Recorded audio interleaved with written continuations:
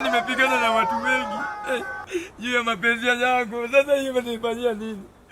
Loss is associated with the experience of being deprived of someone or something valuable, whether it be a loved one, relationship, a job, a pet, or something that holds a special place in your life. Trauma, on the other hand, refers to an emotional response to a distressing event or situation that exceeds a person's ability to cope. This may lead to a long-term psychological and emotional impact on the person's life. Yes, loss is the grief you feel when you lose something of value. So there's a grieving process. And you know the 5 stages of grief. You have your denial, then your anger, then your bargaining, then your depression, and then finally acceptance. So you go through that as a process of loss. Trauma is escalated. It's an escalated loss that is beyond what is considered to be normal physiologically. And there you have things like wars, natural disasters, sex, sexual assault. Grief is the natural emotional response to loss or trauma. It plays a crucial role in processing and coming to terms with what has happened. It allows individuals to express and work through their emotions. Psychiatrists say there are generally 5 ways of coping with grief, although not everyone experiences these stages in the same way or order.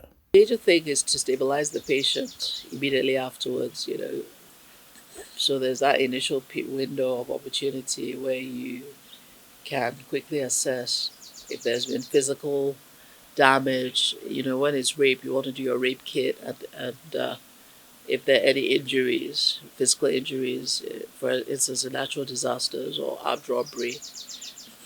And then you have to screen for post-traumatic stress disorder after a month when you have, hypervigilance, increased startle response, you have avoidance behavior, you have increased in anxiety,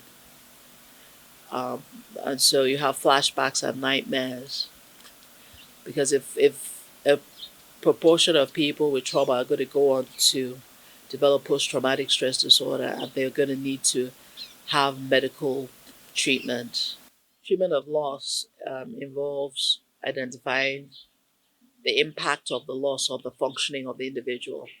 What differentiates something that needs medical treatment from something that doesn't necessarily need medical treatment is the degree of impact on the functioning of the individual. If you're not able to, do the normal things you do every day, interact with people, work, go to school if you're a student, if it affects your studies, if it affects your recreation and other areas of functioning, then you definitely need psychiatric and mental health support.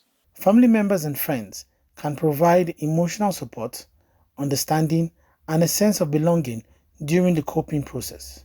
Culture also plays a significant influence on how individuals and communities perceive and cope with loss and trauma.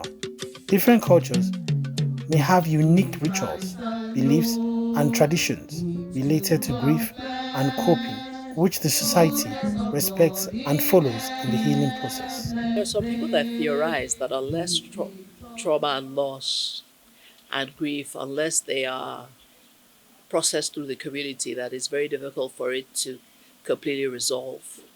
Because of the isolating nature of trauma, you go through disbelief and shock, and so many people withdraw to themselves. As a community reverses that, you can stand united in community and process grief together as a community.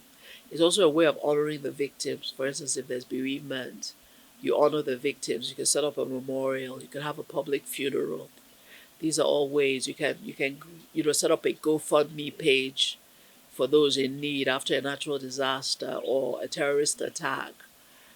These are some ways the community can come together and unite around a trauma.